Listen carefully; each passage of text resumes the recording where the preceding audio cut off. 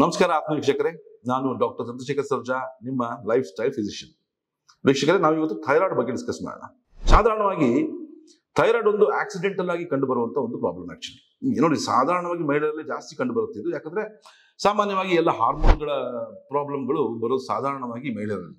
ಅದು chromosome linked ಅಂತ ಹೇಳ್ತೀವಿ. ತಾಯಿಯಿಂದ ಮಗಳಿಗೆ ಜಾಸ್ತಿ ಬೇಗ ಹರಡುವಂಥದ್ದು. ಏನಂತ ಹೇಳಿದ್ರೆ ನೋಡಿ, ನಿಮಗೆ ಏನೋ ಒಂದು ನಿಮಗೆ ಮುಟ್ಟು ಸರಿ ಆಗ್ತಿಲ್ಲ ಅಂತ, ಟೈಮಿಗೆ ಆಗ್ತಾ ಇಲ್ಲ ಅಂತ ಒಂದು, ಇಲ್ಲ ತುಂಬಾ ಕೂದಲು ಉದುರ್ತಿದೆ ಅಂತ ಪ್ರಾಬ್ಲಮ್ ಹೋಗಿರ್ತೀರಾ, ಅಥವಾ ವೆಯ್ಟ್ ಸಡನ್ ಆಗಿ ಜಾಸ್ತಿ ಆಗ್ತಾ ಇದೆ ಅಂತ ಅರ್ಥ, ಇನ್ನು ನಿದ್ದೆ ಸರಿಯಾಗಿ ಬರ್ತಾ ಇಲ್ಲ, ಬೇರೆ ತರ ಮೂಡ್ ಸ್ವಿಂಗ್ಸ್, ಈ ತರ ಬೇರೆ ಬೇರೆ ಬೇರೆ ಪ್ರಾಬ್ಲಮ್ಸ್ ನೀವು ಹೋಗಿರ್ತೀರಾ. ಅದಕ್ಕೆ ನೀವು ಒಂದ್ಸಲ ಯಾಕೆ ಥೈರಾಯ್ಡ್ ಚೆಕ್ ಮಾಡಿಸಬಾರ್ದು ಅಂತ ನಾರ್ಮಲಿ ಡಾಕ್ಟರ್ಸ್ ಹೇಳ್ತಾರೆ. ನಾರ್ಮಲಿ ನಿಮಗೆ ಒಂದು ಟೆಸ್ಟ್ ಮಾಡಿಸ್ತಾರೆ, T3, T4, TSH. ಅದರಲ್ಲಿ TSH ಸ್ವಲ್ಪ ಜಾಸ್ತಿ ಆದ ತಕ್ಷಣ ನಿಮಗೆ ಥೈರಾಯ್ಡ್ ಪ್ರಾಬ್ಲಮ್ ಇದೆ. ಈ ಥೈರಾಯ್ಡ್ ಪ್ರಾಬ್ಲಮ್ ಇಂದಾನೆ ನಿಮಗೆ ಇಷ್ಟೆಲ್ಲ ಸಮಸ್ಯೆ ಆಗ್ತಾ ಇರೋದು. ಈ ಒಂದು ಮಾತ್ರ ತಗೊಳ್ಳಿ, ಒಂದು ಸಣ್ಣ ಡೋಸೇಜ್ ಅಲ್ಲಿ ತಗೊಳ್ಳಿ, ಸ್ಟಾರ್ಟ್ ಮಾಡಿ, ನಿಮ್ಮ ಪ್ರಾಬ್ಲಮ್ ಸರಿ ಆಗುತ್ತೆ ಅಂತ ಹೇಳ್ತಾರೆ. ನೀವು ಆಯ್ತು ಅಂತ ಹೇಳ್ಬಿಟ್ಟು ನೀವು ತಗೊಳಕ್ ಸ್ಟಾರ್ಟ್ ಮಾಡ್ತೀರಾ ಆ ಥೈರಾಯ್ಡ್ ಮೆಡಿಸಿನ್ಸ್ನ. ಆದ್ರೆ ನೀವು ಆ ಥೈರಾಯ್ಡ್ ಮೆಡಿಸಿನ್ಸ್ ತಗೊಳ್ತಾ ಇದ್ರೂ ಕೂಡ ನಿಮ್ಮ ಪ್ರಾಬ್ಲಮ್ಸ್ ಎಲ್ಲ ಕಡಿಮೆ ಆಗುತ್ತಾ, ನಿಮ್ಮ ಪೀರಿಯಡ್ಸ್ ಪ್ರಾಬ್ಲಮ್ ಸರಿಯಾಗಿರುತ್ತಾ? 90% ಜನರಲ್ಲಿ ಅದಾಗಿರಲ್ಲ.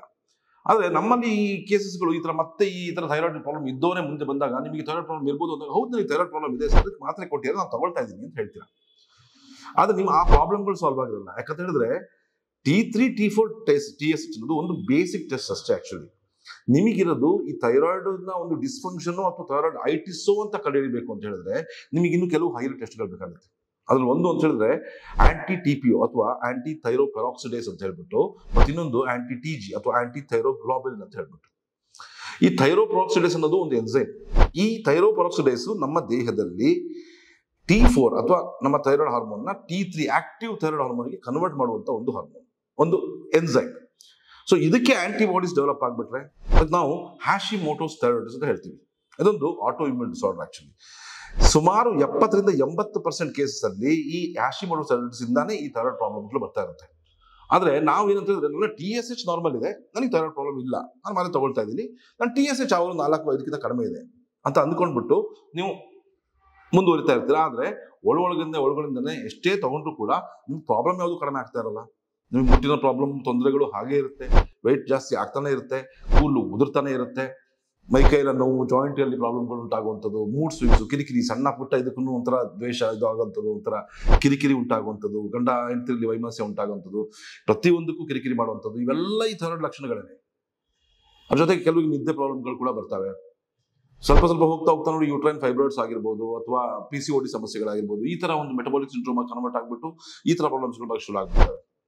ಅಂಟಿಲ್ ಅನ್ಲೆಸ್ ನೀವು ರೂಟ್ ಕಾಸ್ ನ ಅಡ್ರೆಸ್ ಮಾಡೋ ತನಕ ನಿಮಗೆ ಈ ಒಂದು ಥೈರಾಯ್ಡ್ ಪ್ರಾಬ್ಲಮ್ಗಳಿಂದ ಹೊರಗಡೆ ಬರೋಕೆ ಸಾಧ್ಯ ಇಲ್ಲ. ನಾನಿಲ್ಲಿ ನೋಡಿ, ಡಯಾಬಿಟಿಸ್ ಅನ್ನೋದು ಕಾಯಿಲೆ, ಆದ್ರೆ ಡಯಾಬಿಟಿಸ್ ಇಂದ ಏನು ಕಾಂಪ್ಲಿಕೇಶನ್ ಇಲ್ಲ. ಡಯಾಬಿಟಿಸ್ ಕಾಂಪ್ಲಿಕೇಶನ್ಸ್ ಏನಾಗುತ್ತೆ? ಈ ಫ್ಯಾಟಿ ಲಿವರ್ ಪ್ರಾಬ್ಲಮ್ ಇರ್ಬೋದು, ಹಾರ್ಟ್ ಪ್ರಾಬ್ಲಮ್ ಇರ್ಬೋದು, ಸ್ಟ್ರೋಕ್ ಆಗುವಂಥದ್ದು, ಅಟ್ಯಾಕ್ಸ್ ಆಗುವಂಥದ್ದು, ಕೊಲೆಸ್ಟ್ರಾಲ್ ಪ್ರಾಬ್ಲಮ್ಸ್ ಬರುವಂಥದ್ದು, ಇವೆಲ್ಲ ಡಯಾಬಿಟಿಸ್ ಕಾಂಪ್ಲಿಕೇಶನ್ಸ್. ಅದೇ ರೀತಿ ಥೈರಾಯ್ಡ್ ಕಾಂಪ್ಲಿಕೇಶನ್ಸ್ ಅಂದ್ರೆ ಇವೆಲ್ಲ ಈ ಮುಟ್ಟಿನಲ್ಲಿ ಆಗುವಂಥ ಬದಲಾವಣೆ, ವೆಯ್ಟ್ ಲಾಸ್, ವೆಯ್ಟ್ ಇಶ್ಯೂಸ್, ಇವೆಲ್ಲ ಆಗುವಂಥದ್ದು ಈ ಥೈರಾಯ್ಡ್ ನ ಒಂದು ಡಿಸ್ಫಂಕ್ಷನ್ ಇಂದ. ಸೊ ಅದು ನೀವು ಸರಿ ಮಾಡ್ಕೋಬೇಕು ಅಂತ ಹೇಳಿದ್ರೆ ನೀವು first actually T3, T4, TSH ಕೂಡ ಬಹಳ ಇಂಪಾರ್ಟೆಂಟೇ. ಅದು ಇದ್ದರೆ ನಂತರ ನೀವು ಮಾಡಿಸ್ಬೇಕಾಗಿರೋದೇ ಈ ಒಂದು ಆಂಟಿ TPO ಮತ್ತು ಆಂಟಿ ಥೈರೋಗ್ಲೋಬಿನ್ ಅಂತ ಒಂದು ಟೆಸ್ಟ್. ಅದು ಪಾಸಿಟಿವ್ ಬಂತು ಅಂತ ಹೇಳಿದ್ರೆ ಅದಕ್ಕೆ ಸರಿಯಾದ ಚಿಕಿತ್ಸೆ ಕೊಟ್ಟರೆ ನಿಮ್ಮ ಸರಿ ಆಗುತ್ತೆ.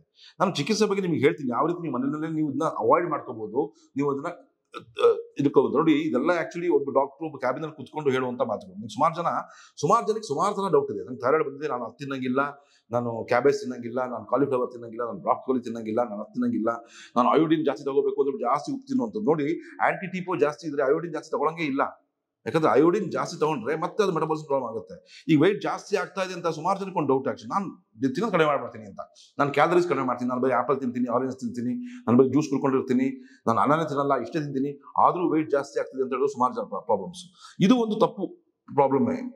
ಎಂತ ಹೇಳಿದ್ರೆ, ನೀವು ಒಂದ್ಸಲ ಥೈರಾಯ್ಡ್ ಬಂತು ಅಂದ್ರೆ ನಿಮ್ಗೆ ವೆಯ್ಟ್ ಜಾಸ್ತಿ ಆಗ್ತದೆ ಅಂತ ಹೇಳ್ಬಿಟ್ಟು ನೀವು ಲೋ ಕ್ಯಾಲರೀಸ್ ತಗೊಳಕ್ ಹೋದ್ರೆ ಮತ್ತೆ ಅದು T4, T3 ಕನ್ವರ್ಷನ್ ಆಗೋದೇ ಇಲ್ಲ.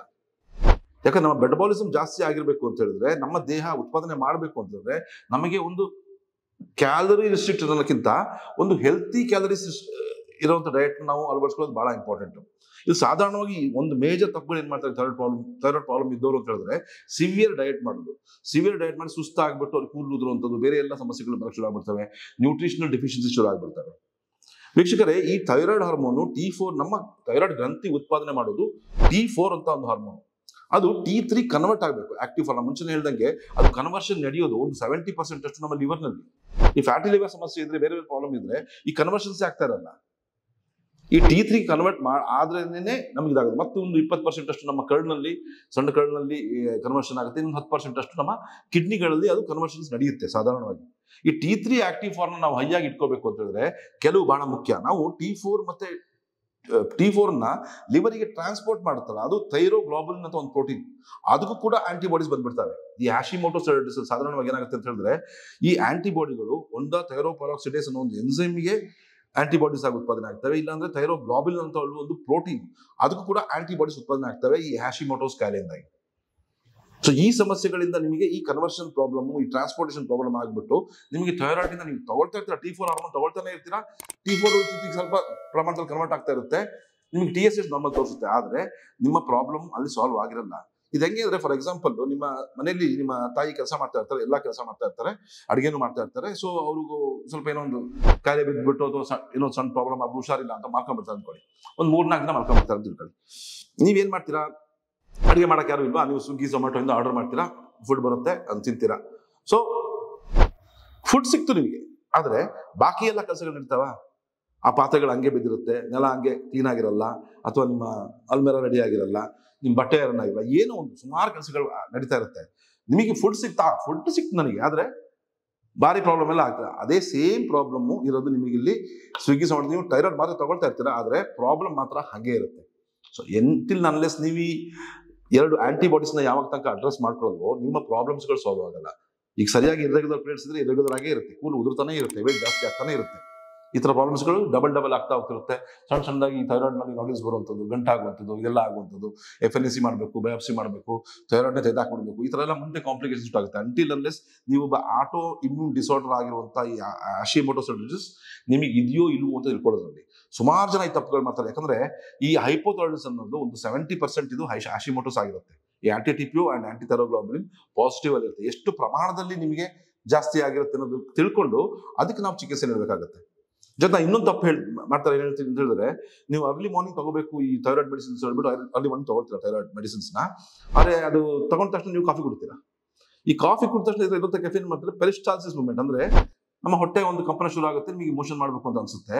ಈ ಥೈರಾಯ್ಡ್ ಹಾರ್ಮೋನ್ ನೀವು ತಗೊಳ್ತಾ ಇದ್ರಲ್ಲ ಮಾತ್ರ, ಅದು ಅಬ್ಸರ್ವ್ ಆಗಕ್ಕೆ ಬಿಡಲ್ಲ. ಅದರಿಂದನೂ ಕೆಲವರಿಗೆ ಈ ತರ TSH ಪ್ರಾಬ್ಲಮ್ ಬಂದು, ನಾನು ತಗೊಂಡ್ರು ಕೂಡ ನನಗೆ TSH ಜಾಸ್ತಿನೇ ಇದೆ, ನನಗೆ ಮುಂಚೆ 12.5 ಕೊಟ್ಟರು, ಆಮೇಲೆ 25 ಕೊಟ್ಟರು, ಆಮೇಲೆ 50 ಕೊಟ್ಟರು, ಆಮೇಲೆ 75 ಕೊಟ್ಟರು, ಆದ್ರೂ ಕೂಡ TSH ಕಂಟ್ರೋಲಿಗೆ ಬರ್ತಾ ಇಲ್ಲ ಅನ್ನೋರಿಗೆ ಈ ಕೆಲವು ತಪ್ಪುಗಳೇ ಪ್ರಾಬ್ಲಮ್.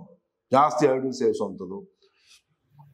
ಮೇಜರ್ ಥಿಂಗ್ ಇಲ್ಲಿ ಅಂತ ಹೇಳಿದ್ರೆ ನೋಡಿ, ಹ್ಯಾಶಿಮೋಟೋಸ್ ಅಲ್ಲಿ ಇದು ಆಟೋ ಇಮ್ಯೂನ್ ಸಮಸ್ಯೆ ಆಗಿರೋದ್ರಿಂದ ಇಲ್ಲಿ ನೀವು ಅವಾಯ್ಡ್ ಮಾಡ್ಬೇಕಾಗಿರುವಂತ 2 ವಸ್ತುಗಳು ಮೇನ್ ಆಗಿ ಅಂತ ಹೇಳಿದ್ರೆ, ಈ ಕ್ಯಾಬೇಜು ಕಾಲಿಫ್ಲವರ್ ಅಲ್ಲ, ಅದ್ರ ಬದಲಿಗೆ ನೀವು ಚಪಾತಿ ಅಥವಾ ಗೋಧಿ, ಮೈದಾ ಐಟಮ್ಸ್ ಮತ್ತೆ ಹಾಲಿನ ಐಟಮ್ಸ್ ನ ಅವಾಯ್ಡ್ ಮಾಡಬೇಕು. ಈ ಗ್ಲೂಟೆನ್ ಮತ್ತು ಕೆಸಿನ್ ಏನಿದೆ, ಇದು ಡೈರೆಕ್ಟ್ಲಿ ಇದು ಆಂಟಾಗನಿಸ್ಟ್ ಆಗಿ ವರ್ಕ್ ಮಾಡುತ್ತೆ ನಮ್ಮ ಆಂಟಿಬಾಡೀಸ್ಗೆ. ಆಂಟಿಬಾಡೀಸ್ನ ಜಾಸ್ತಿ ಉತ್ಪಾದನೆ ಮಾಡುತ್ತೆ.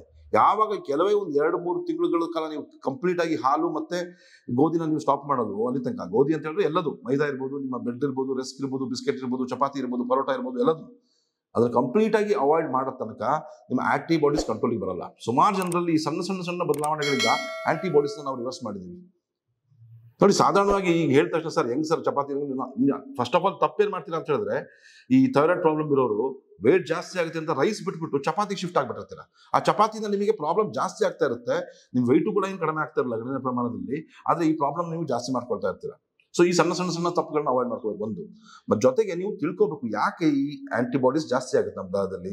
ಇದು ಜಾಸ್ತಿ ಆಗೋದು ಒಂದು ರಿಯಾಕ್ಟಿವ್ ಆಕ್ಸಿಜನ್ ಸ್ಪೀಸ್, ಅಥವಾ ನಮ್ಮ ದೇಹದಲ್ಲಿ ನಮ್ಮ ಜೀವಕೋಶಗಳಲ್ಲಿ ಜಾಸ್ತಿ ಹೆಚ್ಚು ತ್ಯಾಜ್ಯ ವಸ್ತುಗಳು, ಅಂದ್ರೆ ದೇಹದಿಂದ ಹೊರಗಡೆ ಹೋಗ್ಬೇಕಾಗಿರುವಂತಹ ಆಕ್ಸಿಡೆಂಟ್ಸ್ಗಳು ಇಲ್ದಲೇ ಇದ್ದಾಗ, ಆಂಟಿ ಆಕ್ಸಿಡೆಂಟ್ಗಳ ಪ್ರಮಾಣ ಕಡಿಮೆ ಆದಾಗ ನಮಗೆ ಈ ಪ್ರಾಬ್ಲಮ್ ಬರುತ್ತೆ. ಜೊತೆಗೆ ಕೆಲವು ನ್ಯೂಟ್ರಿಷನಲ್ ಡೆಫಿಷಿಯನ್ಸೀಸ್, ಅಂದ್ರೆ ಕೆಲವು ಪೋಷಕಾಂಶಗಳ ಕೊರತೆಯಿಂದಾಗಿ ಈ ಆಂಟಿಬಾಡೀಸ್ ಡೆವಲಪ್ ಆಗೋದು. ಅದರಲ್ಲಿ 3 ಬಹಳ ಮುಖ್ಯ ಅಂತ ಹೇಳಿದ್ರೆ ನಮ್ಮ ದೇಹಕ್ಕೆ ವೈಟಮಿನ್ಸ್ ಮತ್ತು ಮಿನರಲ್ಸ್ ನಲ್ಲಿ, ಒಂದು ಜಿಂಕು, ಒಂದು ಸೆಲೆನಿಯಮ್, ಮತ್ತೊಂದು ವೈಟಮಿನ್ ಡಿ. ಈ ವೈಟಮಿನ್ ಡಿ ಬಹಳ ಮುಖ್ಯ ಆಕ್ಚುಲಿ ನಮ್ಮ T4 to T3 ಕನ್ವರ್ಷನ್ ಮಾಡಲಿಕ್ಕೆ, ನಮ್ಮ ದೇಹದಲ್ಲಿ ಮೆಟಬಾಲಿಸಮ್ ಜಾಸ್ತಿ ಮಾಡಲಿಕ್ಕೆ, ನಮ್ಮ ಮೂಳೆಗಳನ್ನ ಬಲಗೊಳಿಸಲಿಕ್ಕೆ, ಥೈರಾಯ್ಡ್ ನ ಆಕ್ಟಿವ್ ಆಗಿರ್ಲಿಕ್ಕೆ ವೈಟಮಿನ್ ಡಿ ಬಹಳ ಮುಖ್ಯ. ಜೊತೆಗೆ ಈ ಜಿಂಕ್ ಕೂಡ ಈ ನಾನು T4 to T3 ಕನ್ವರ್ಷನ್ ಆಗಬೇಕು ಅಂತ ಹೇಳಿ ಲಿವರಿ ಟ್ರಾನ್ಸ್ಪೋರ್ಟ್ ಆಗುತ್ತೆ ಅಂತ ಹೇಳಿದ್ನಲ್ಲ, ಆ ಟ್ರಾನ್ಸ್ಪೋರ್ಟೇಷನ್ ಪ್ರೊಸೆಸ್ ನಲ್ಲಿ ಕೂಡ ಈ ಜಿಂಕ್ ಸಹಾಯವನ್ನು ಮಾಡುತ್ತೆ. ಮತ್ತು TPO ಅನ್ನ ಕಡಿಮೆ ಮಾಡಲಿಕ್ಕೆ ಕೂಡ, ಅಥವಾ ನಿಮ್ಮ TPO ಆಂಟಿಬಾಡೀಸ್ನ ಕಡಿಮೆ ಮಾಡ್ಲಿಕ್ಕೆ ಕೂಡ ಈ ಜಿಂಕ್ ಸಹಾಯವನ್ನು ಮಾಡುತ್ತೆ ಅಂತ ವೈಜ್ಞಾನಿಕವಾಗಿ ಪ್ರೂವ್ ಆಗಿದೆ. ಜಿಂಕ್ ಹೇರಳವಾಗಿರುವಂಥ ಅಂಶ ಇರುವಂಥ ಆಹಾರಗಳನ್ನು ತಗೊಳ್ಳಿ. ಸಾಧ್ಯವಾದರೆ ಜಿಂಕ್ ಸಪ್ಲಿಮೆಂಟ್ಸ್ ತಗೊಂಡ್ರು ಕೂಡ ಸರಿಯಾದ ಪ್ರಮಾಣದಲ್ಲಿ ನಾವು ನೋಡಿಕೊಂಡು ನಿಮ್ಗೆ ಸೆಟ್ ಮಾಡಿಬಿಟ್ಟು ಅದು ಕೊಡೋದ್ರಿಂದ ಈ ಆಂಟಿಬಾಡೀಸ್ ಕ್ರಮೇಣವಾಗಿ ಕಡಿಮೆ ಆಗ್ತಾ ಬರುತ್ತೆ. ನಿಮ್ಮ ದೇಹದಲ್ಲಿ ಆಂಟಿ ಆಕ್ಸಿಡೇಷನ್ ಜಾಸ್ತಿ ಆಗ್ತಾ ಬರುತ್ತೆ. ಅದೇ ರೀತಿ ಮಹಿಳೆಯಲ್ಲಿ ಬಹಳ ಮುಖ್ಯವಾಗಿ ಬೇಕಾಗಿರೋದು ಅಂದ್ರೆ ಸೆಲೆನಿಯಂ ರಿಚ್ ಫುಡ್ಸ್ ಅಂತ ಹೇಳಿದ್ರೆ ಈ ಸೀ ಫುಡ್ಸ್ಗೆ ಹೋಗಬೇಕು. ಆದರೆ ಸೆಲೆನಿಯಂ ಒಳ್ಳೆಯ ಸಪ್ಲಿಮೆಂಟ್ಗಳು ನಿಮಗೆ ಮಾರ್ಕೆಟ್ನಲ್ಲಿ ಅವೈಲೇಬಲ್ ಇದೆ. ಅದನ್ನ ಸರಿಯಾದ ಪ್ರಮಾಣದಲ್ಲಿ ಸರಿಯಾದ ಡಾಕ್ಟರ್ ತೋರಿಸ್ಕೊಂಡು ಆ ಸೆಲೆನಿಯಂನ ಅಂಶನ ಸರಿಯಾಗಿ ನಿಮಗೆ ಒದಗಿಸ್ತಾ ಬರೋದ್ರಿಂದ ನಿಮ್ಮ ಒಂದು ಈ ಆಂಟಿಬಾಡೀಸ್ ಪ್ರಮಾಣ ಕಡಿಮೆ ಆಗುತ್ತೆ. ಜೊತೆಗೆ ಸ್ಟ್ರೆಸ್ ಒಂದು ಫ್ಯಾಕ್ಟರ್ ಅಂತ ಹೇಳಿದೆ, ಕಾರ್ಟಿಸಾಲ್ ಲೆವೆಲ್ಸ್. ಹಂಗಾಗಿ ಒಂದು ಅಡಾಪ್ಟೋಜೆನಿಕ್ ಫುಡ್ ಆಗಿರುವಂತಹ ಅಶ್ವಗಂಧ ಇರ್ಬೋದು, ಈ ನಮ್ಮ ಬ್ರೈನಿಗೆ ಇದು ಮಾಡುವಂಥ ವಚ ಇರ್ಬೋದು, ಅಥವಾ ಶಂಖಪುಷ್ಪಿ ಇರ್ಬೋದು, ಬ್ರಾಹ್ಮಿ ಇರ್ಬೋದು, ಇವೆಲ್ಲ ಈ ನಮ್ಮ ಸ್ಟ್ರೆಸ್ನ ಕಡೆ. ಕಾರ್ಟಿಸೋಲ್ ಜಾಸ್ತಿ ಆದ ತಕ್ಷಣ ಈ T4 to T3 ಕನ್ವರ್ಷನ್ ಆಗೋದಿಲ್ಲ. ನೋಡಿ, ಎಲ್ಲರಿಗೂ ಒಂಥರ ಸ್ಟ್ರೆಸ್ ಇರುತ್ತೆ. ಥೈರಾಯ್ಡ್ ಇದ್ದವರಿಗೆ ಒಂಥರ ಸ್ಟ್ರೆಸ್ಫುಲ್ ಕಂಡೀಷನ್ ಅಲ್ಲೇ ಇರ್ತಾರೆ. ಯಾವಾಗಲೂ ಒಂಥರ ಖಿನ್ನತೆ, ಒಂಥರ ಮೂಡ್ ಸ್ವಿಂಗ್ಸ್, ಒಂಥರ ಕಿರಿಕಿರಿ, ಒಂಥರ ಉದ್ವೇಗ, ಈ ಥರದಲ್ಲೇ ಇರ್ತಾರೆ. ಇದರಿಂದ ಕಾರ್ಟಿಸೋಲ್ ಲೆವೆಲ್ಸ್ ಜಾಸ್ತಿ ಆಗ್ತಾ ಇರುತ್ತೆ, ಮತ್ತೆ ಆಂಟಿಬಾಡೀಸ್ ಜಾಸ್ತಿ ಆಗುತ್ತೆ, ಮತ್ತೆ ನಿಮಗೆ ಆ ವಿಷಯ ಸೇಕರಣೆ ಬೀಳ್ತಾ ಇರ್ತೀರಾ. ಸೊ ಈ ಥೈರಾಯ್ಡ್ ಪ್ರಾಬ್ಲಮ್ಸ್ ಇರೋರು ಫಸ್ಟ್ ಕರೆಕ್ಟ್ ಆಗಿ ನೀವು T3, T4, TSH ಮಾಡೋದು ಓಕೆ, ಇಟ್ ಈಸ್ ಗುಡ್. ಅದು ನೀವು ತಿಳ್ಕೊಂಡ ತಕ್ಷಣ ನೀವು ನೆಕ್ಸ್ಟ್ ನಮ್ಮಲ್ಲಿ ಬಂದಾಗ ಸಾಧಾರಣವಾಗಿ ಅಂತ ಥೈರಾಯ್ಡಿಗೆ ಸುಮಾರು ವರ್ಷದಿಂದ ಟ್ರೀಟ್ಮೆಂಟ್ ತಗೊಳ್ತಿರೋರೇ ಬರುವಂಥದ್ದು. 10 ವರ್ಷ ಥೈರಾಯ್ಡ್ ಇದೆ, ಅಲ್ಲಿ ಬೇರೆ ಪ್ರಾಬ್ಲಮ್ಸ್ ಇಂದ ಬರೋರೇ ಅಂಥವ್ರಲ್ಲಿ ಈ ಒಂದು ಪ್ರಮಾಣವನ್ನು ಚೆಕ್ ಮಾಡಿಬಿಟ್ಟು ಸರಿಯಾದ ಒಂದು ಸಪ್ಲಿಮೆಂಟೇಷನ್, ನ್ಯೂಟ್ರಿಷನಲ್ ಲಿಸ್ಟಿಂಗ್ ಮತ್ತು ಈ ತಿಳುವಳಿಕೆಗಳನ್ನ, ಯಾಕಂದ್ರೆ ನಾನು ಇದನ್ನ ಪ್ರತಿಯೊಬ್ಬ ಪೇಷಂಟಿಗೂ ನಾನು ಕುತ್ಕೊಂಡು ಇದನ್ನ ಇಷ್ಟೊತ್ತು ಕುತ್ಕೊಂಡೇ ಹೇಳೋದು. ಹಾಗಾಗಿ ಇದು ನನ್ನ ಪೇಷಂಟ್ಗಳಿಗಾದ್ರೂ ಯೂಸ್ ಆಗಲಿ ಅಂತ ಹೇಳ್ಬಿಟ್ಟು ಒಂದು ವಿಡಿಯೋ ಮೂಲಕ ಬಂದಿದ್ದೀನಿ. ಯಾಕೆಂತ ಹೇಳಿದ್ರೆ ಈ ಆಂಟಿಬಾಡೀಸ್ನ ನಾವು ಸರಿಯಾಗಿ ಇಟ್ಕೊಳ್ದಲೇ ಇದ್ರೆ ನಾವು ಥೈರಾಯ್ಡ್ ಸಮಸ್ಯೆಯಿಂದ ಸಂಪೂರ್ಣ ಹೊರಗೆ ಬರೋಕ್ಕೆ ಸಾಧ್ಯ ಇಲ್ಲ. ಥೈರಾಯ್ಡ್ ಸಮಸ್ಯೆ ಅಂತ ಹೇಳಿದ್ರೆ ಥೈರಾಯ್ಡ್ ಇಂದ ಉಂಟಾಗುವ ಸಮಸ್ಯೆಗಳಿಂದ. ಈ ಥೈರಾಯ್ಡ್ ನಮ್ಮ ದೇಹದಲ್ಲಿ ನಿಧಾನವಾಗಿ ಕ್ರಮೇಣವಾಗಿ ಬೇರೆ ಬೇರೆ ಕಾರ್ಯಗಳನ್ನ ಹಾಕೊಂಡು ಬರ್ತದೆ. ನೋಡಿ, ಇವಾಗ ಆಕ್ಚುಲಿ ಹೇಳ್ಬೇಕು ಅಂತ ಹೇಳಿದ್ರೆ ಈ ಫೈಬ್ರಾಯ್ಡ್ಸ್ ಇರ್ಬೋದು, PCOD ಸಮಸ್ಯೆ ಇರ್ಬೋದು, ಮಹಿಳೆಯರ ಸಾಮಾನ್ಯವಾಗಿ ಆಗಿರುವಂಥದ್ದು, ಈ ಪುರುಷರಲ್ಲಾದ್ರೆ ಈ ಉದ್ರೇಕದ ಸಮಸ್ಯೆಗಳಾಗಿರ್ಬೋದು, ಅಥವಾ ಈ ಕೂದಲು ಉದುರಿಕೆ ಸಮಸ್ಯೆ ಆಗಿರ್ಬೋದು, ಬೇರೆ ತರ ಇನ್ನೂ ಕಾಂಪ್ಲಿಕೇಶನ್ಸ್ ನಿಧಾನವಾಗಿ ನಮ್ಮ ದೇಹದಲ್ಲಿ ಯೂರಿಕ್ ಆಸಿಡ್ ಜಾಸ್ತಿ ಮಾಡಿಬಿಟ್ಟು ನಮ್ಮ ಹಾರ್ಟ್ನಲ್ಲಿ ಅಥವಾ ನಮ್ಮ ಲಿವರ್ನಲ್ಲಿ ಅಥವಾ ನಮ್ಮ ಬೇರೆ ಕಡೆ ನಮ್ಮ ಕೊಬ್ಬನ್ನು ಸೇರಿಸ್ಬಿಟ್ಟು ಇದನ್ನ ಡ್ಯಾಮೇಜ್ ಮಾಡುವಂಥ ಪ್ರಕ್ರಿಯೆಗಳು ಈ ಥೈರಾಯ್ಡ್ ಸಮಸ್ಯೆ ಒಂದ್ಸಲ ಸ್ಟಾರ್ಟ್ ಆದ್ಮೇಲೆ ಶುರು ಆಗ್ಬಿಡ್ತವೆ. ಹಾಗಾಗಿ ಸರಿಯಾಗಿ ನಿಮ್ಮ ಆಂಟಿಬಾಡೀಸ್ನ ಚೆಕ್ ಮಾಡ್ಕೊಂಡ್ಬಿಟ್ಟು ಅದಕ್ಕೆ ಸರಿಯಾದ ಚಿಕಿತ್ಸೆ ಕೊಟ್ಟಲ್ಲಿ ಈ ಥೈರಾಯ್ಡ್ ರೋಗಿಗಳು ಸಂಪೂರ್ಣವಾಗಿ ಆ ಥೈರಾಯ್ಡ್ ಇಂದ ಉಂಟಾಗಿರುವಂತಹ ಕಾಂಪ್ಲಿಕೇಶನ್ ಇಂದ ಹೊರಗೆ ಬಿಡೋಕೆ ಸಾಧ್ಯ. ಇದೇ ತರ ಮತ್ತೊಂದು ಸೈಂಟಿಫಿಕ್ ವಿಡಿಯೋ ಒಂದರಿಗೆ ನಿಮ್ಮನ್ನ ಭೇಟಿ ಆಗ್ತಾನೆ. ಅಲ್ಲಿವರೆಗೂ ನಮಸ್ಕಾರ.